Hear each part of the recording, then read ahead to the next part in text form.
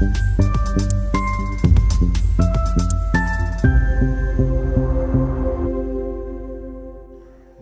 দর্পণ বিনোদন সবার জন্য। 17 জুলাই 2024 সোদপুর শিল্পভাবনার কচি কাঁচাদের চিত্রকলা প্রদর্শনীর উদ্বোধন হলো সোদপুর জলসাগর আর্ট গ্যালারিতে। প্রদর্শনীটি চলবে 18 জুলাই 2024 পর্যন্ত। আমাদের সকলের অভিভাবক এবং দাদা তাপস মজুমদার সবসময় যিনি আমাকে পরামর্শ দেন চুরির ব্যাপারে উপস্থিত আছেন। আমার স্যার প্রদীপ সরকার কল্যাণনগর স্কুলের প্রাক্তন টিচার উপস্থিত আছেন। বিশিষ্ট কবি মুরারীমোহন চক্রবর্তী বিভিন্ন জায়গায় যে এখনো কবিতাকে কিভাবে পড়তে হয় বিভিন্ন কবিকে তুলে ধরছেন। সেরকম একজন কবি যে কোনো ভাওতাবাজি দেয় না, যে কোনো টাকার জন্য কবিতা লেখে না, এখনো চর্চা করে যাচ্ছে, প্রতিনিয়ত চর্চা করে যাচ্ছে, সে নিষ্ঠার সাথে চর্চা করে যাচ্ছে, কোনো কিছুকে দেখানোর জন্য নয়। সেরকম একজন কবিকে নিয়ে এসেছি। আমাদের বড়নগরের বুকে সাধনা কাকে বলে, কিভাবে গানকে প্রতিষ্ঠিত করতে হয় যিনি দেখিয়েছেন, তিনি এখনো বিভিন্ন প্রোগ্রামে আজকে তিনি গাইবেন। সেই নন্দিনী কাকিমা আমাদের মধ্যে উপস্থিত হয়েছেন। আমাদের ডাকে সাড়া দিয়ে সবসময় কাকিমা চলে আসেন, বলেন আচ্ছা তুমি এগিয়ে চলো, আমি তোমার পাশে আছি। সকল মানুষকে আমরা পেয়েছি, আরও অনেক মানুষ আছেন, অনেক অভিভাবক আছেন। আমাকে মলয় এখানে সুযোগ দিয়েছে। আর বেশি কথা বলবো না, বক্তৃতা বাড়াবো না, এখন শুরু করছেন। আবার ভুলে গেছি খুব কাছের মানুষ তো, তার জন্য বেশি দূরে চলে যায়।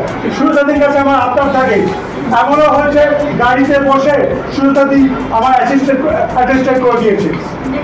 এমনও হয়েছে সুরতাদি বানিয়াটি বিষয়ে ফোন করছে, ঢুকতে পারছে না। আর বলুন কেন নাটু ঘোষকে ফোন করো, ওদের না তুমি লুকিয়ে দেবে। সুরতাদির সঙ্গে আমার এরকম রিলেশন। এই হচ্ছে আমাদের সবার পথই সুরতাদি। সবাই মিলে এখন উদ্বোধন। প্রদর্শনীটি আপনারা দেখছেন বং দর্পণের পর্দায়। দেখতে থাকুন বং দর্পণ বিনোদন সবার জন্য। রিপোর্ট বং দর্পণ সোদপুর।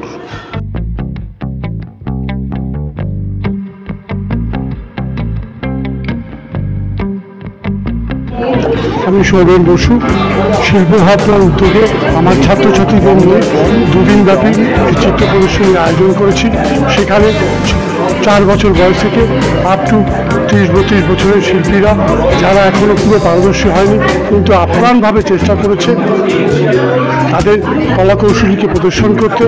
এখানে আমি একটা জিনিস ওদেরকে শিখিয়েছি, সেটা হলো কোনো সময় গুগল থেকে ছবিকে কপি না করা, নিজস্ব চিন্তাভাবনা বা বই থেকে ছবি আঁকার একটা প্রবণতা রাখা।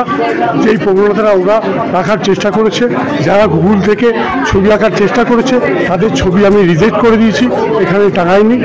এটাই বার্তা দেওয়া যে সুকুমার প্রবৃত্তিগুলোকে জাগিয়ে রাখার জন্য মোবাইলের মধ্যে ব্যস্ততা না থেকে এই সুকুমার প্রবৃত্তিকে আমাদের জাগিয়ে রাখতে হবে। এত সংখ্যক অভিভাবক আমাদের যেভাবে সহযোগিতা করেছে, এই গ্যালারির কর্ণধার মলয় মিত্র যেভাবে আমাকে সহযোগিতা করেছে, নীলঞ্জনাদি যেভাবে আমাকে সহযোগিতা করেছে, এমনকি গার্জেনরা আজ দেখতে পাচ্ছেন এত গার্জেনের সমারোহ। এখনও যে ছবি আঁকার প্রতি আগ্রহ মানুষের আছে সেটাই বোঝা যাচ্ছে।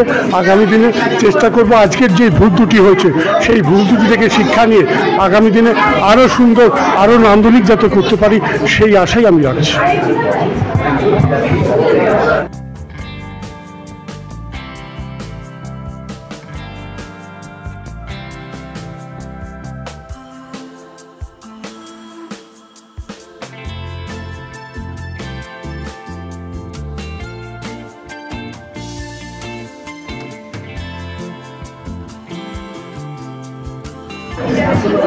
নমস্কার, আমি আত্রেয়ী বসু। শিল্প ভাবনা গ্রুপে আমার হাজব্যান্ড আঁকা শেখান ছোটদের, তাদের সবাইকে নিয়ে ব্যক্তিগত উদ্যোগে তাদেরকে অনুপ্রাণিত করার জন্য একটা এক্সিবিশনের আয়োজন করেছে। আমিও তার সহসঙ্গী হিসেবে তার সঙ্গে সবসময় রয়েছি। বাচ্চারা যাতে আজকে যেটা গুগলের যুগ, তারা সবসময় মানে বাইরে মাঠ দেখে না, প্রকৃতি দেখে না, শুধুমাত্র ফোন দেখেই ছবি আঁকে। তো সেইটা থেকে বেরিয়ে যদি তারা মানে নিজের উদ্যোগে একটু কিছু শেখে, তো সেই হিসেবে তার সহসঙ্গী হিসেবে এরকম উদ্যোগ আরও ভবিষ্যতে আরও ভালোভাবে যাতে হয় সেই চেষ্টা তার সাথেই আছে।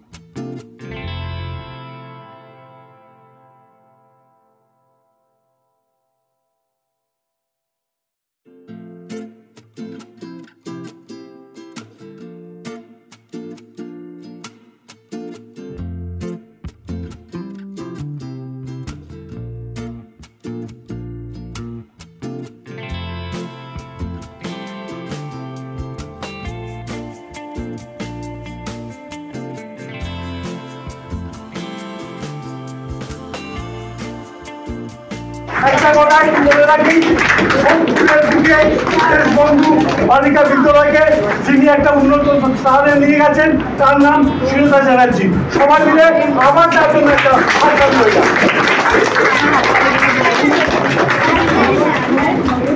ছোট থেকে কোনোদিন বক্তৃতা শুনতে ভালো লাগতো না, হ্যাঁ, অথচ যেখানে সেখানে বক্তৃতা দিতে হয় দিই।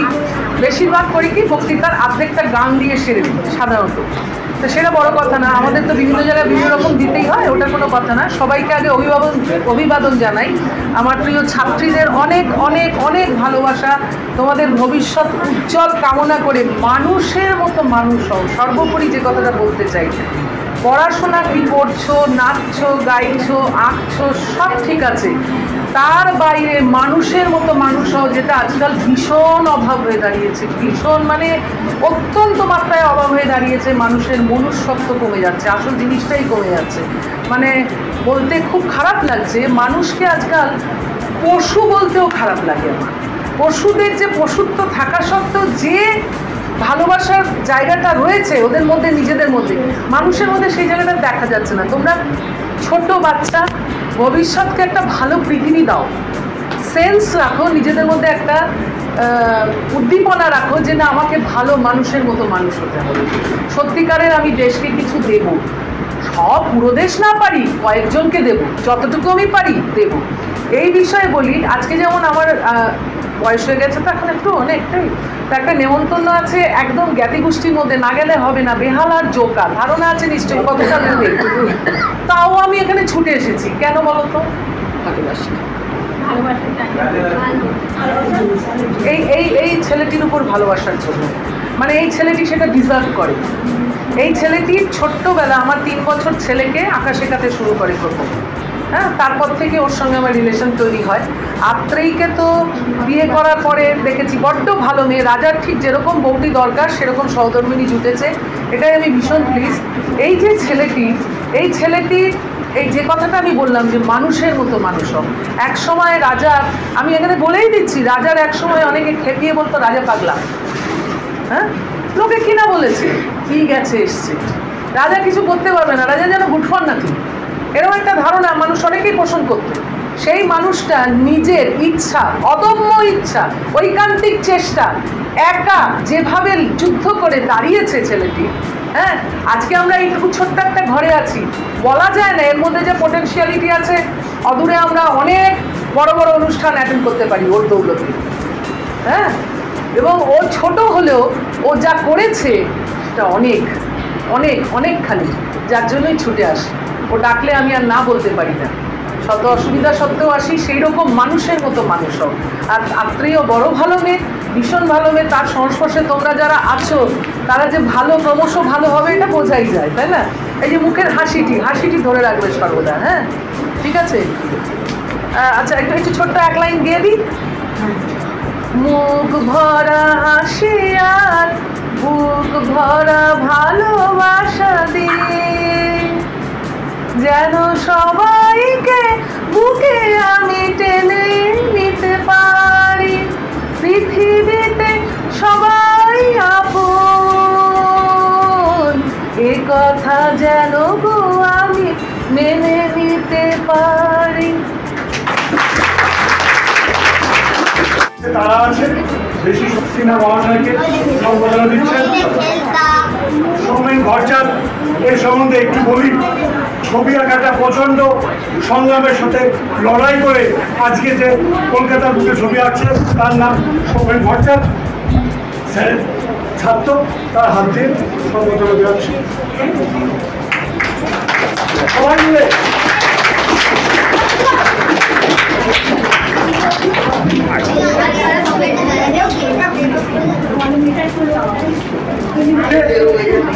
যখন আমার 19 বছর বয়স, যখন আমার বয়স ছিল 19 বছর, বিজন ভট্টাচার্য, প্রকাশ কর্মকার, এক ফোঁটাও মিথ্যা কথা বলছি না, তাদের সঙ্গে বসে ছবি আঁকার সার্থকতা যিনি করেছিলেন তার নাম প্রবীণ শিল্পী গোপাল সিং। হৃদয় দিয়ে ছবি আঁকে, কোনো ভনিতা করে না, সবাইকে আপন করে নেয়। অনেক কথা বলেছি, তাও বলে ভাই কবে ছবিটা আঁকতে আসবি, ওখানে এক্সিবিশন হচ্ছে। এই হচ্ছে গোপাল সিং, তাকে বরণ করে নিচ্ছে সৌমেন ভট্টাচার্য।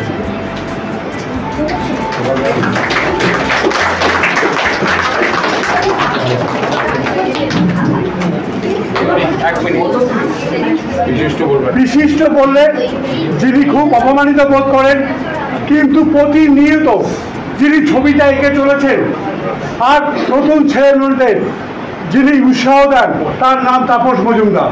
কোনো ভরামি করেন না, কোনো পয়সা নিয়ে কাউকে সুযোগ দেন না, তার নাম তাপস মজুমদার। আমি একটা জিনিস মনে করি, আদিম সভ্যতায় প্রণাম করা বারণ ছিল। প্রণামকে আমি বিশ্বাস করি না, আমি বিশ্বাস করি তাপসটা আমাদের সঙ্গে সবসময় থাকে।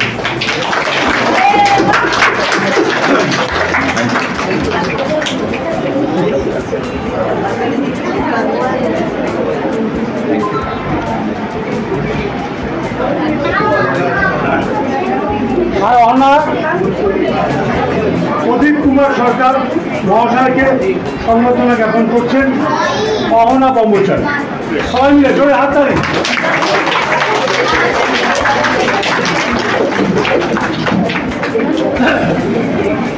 মুরারি মোহন চক্রবর্তী মহাশয়কে সম্বর্ধনা দিচ্ছেন দিয়া গাঙ্গুলি। সবাই মিলে একবার।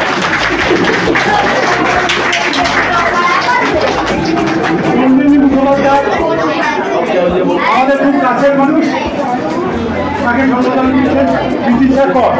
সবাই জোরে হাততালি। স্কুলের মানুষ পঞ্চায়েত চট্টোপাধ্যায়কে সবাই মিলে ধরে।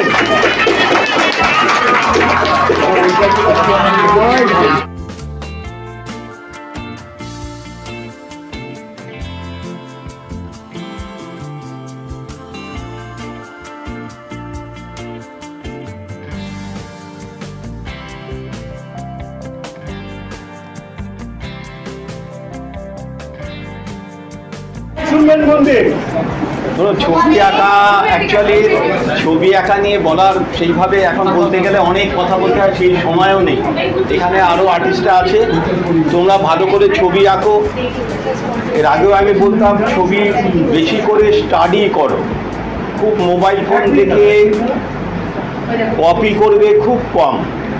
কারুর ধরো পেইন্টিং আছে মোবাইল ফোনে, আজকাল তো হাতের মধ্যে সব কিছু, সেইটা তুমি এঁকে তুমি তোমার নাম দিচ্ছ, এটা দেওয়া যায় না। ধরো তপনবাবুর কোনো ছবি মানে ফেসবুকে হোক বা ইউটিউবে হোক বেরিয়ে, সেটাকে তুমি সুন্দর করে কপি করলে সেখানে কিন্তু তোমার নাম তুমি দিতে পারো না, এটা আমি সবসময় বলি। অতএব তোমরা নিজেদের মাথা থেকে কিছু বের করো, দেখবে বেরোবেই, কিছু বেরোবেই। সারাদিন একটু চিন্তা করো যে আজকে আমি পড়াশুনো তো সবসময় করছো, ঠিকই আছে, করতে করতে যখন অবসর সময় পাবে একটু চিন্তা করো এখন কি নিয়ে ছবি আঁকা যায়। দেখবে সারা দিন যদি খাতাটা পেন্সিলটা হাতের সামনে থাকে, যখন সময় পাবে কিছু না কিছু করবে, একটা ছবি বেরিয়ে আসবে। এবং স্টাডিটা করো, সামনে যা দেখবে সেটা দেখে আঁকো, খুঁজতে হবে না কিছু, সামনে যা দেখবে টেবিলের উপর অনেক কিছু থাকবে, দেখে দেখে আঁকো। এই বসে আছে স্কেচ করো, তার মতো মুখ হতে হবে না, তার মতো কিছু দরকার নেই, সে কীভাবে বসে আছে সেটা স্কেচ করো।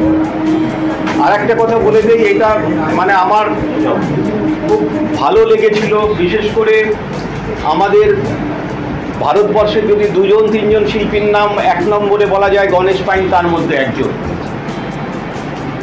গণেশ পাইন, আমরা যখন কলেজ থেকে বেরিয়ে একাডেমিতে একটা এক্সিবিশন করেছিলাম আমরা 4 জনে মিলে প্রথম ঘরটাতে।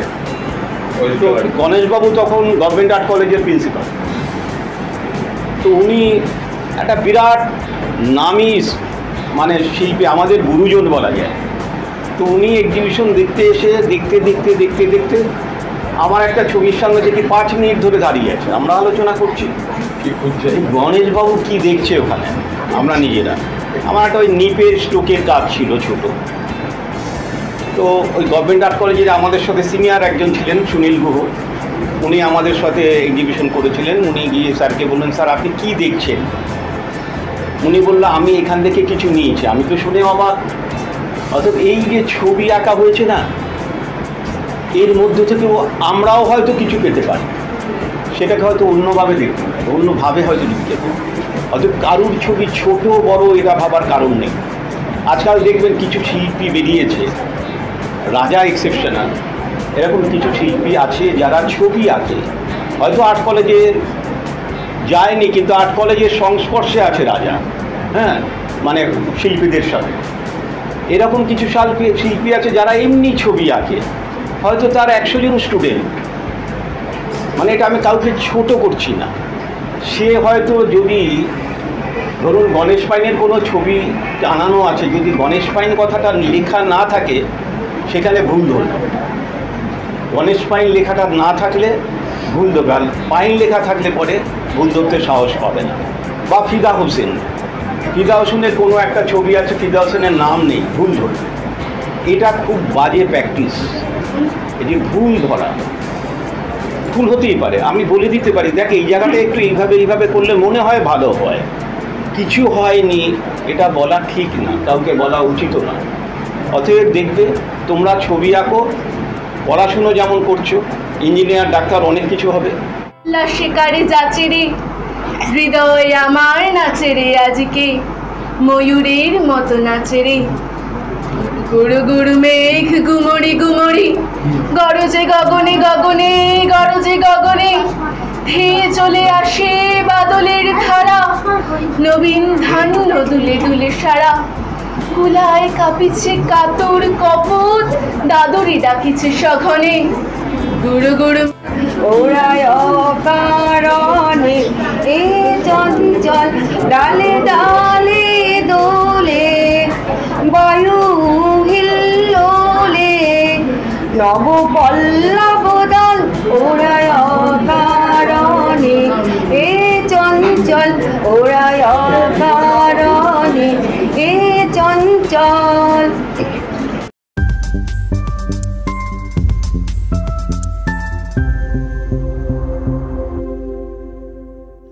বং দর্পণ, বিনোদন সবার জন্য।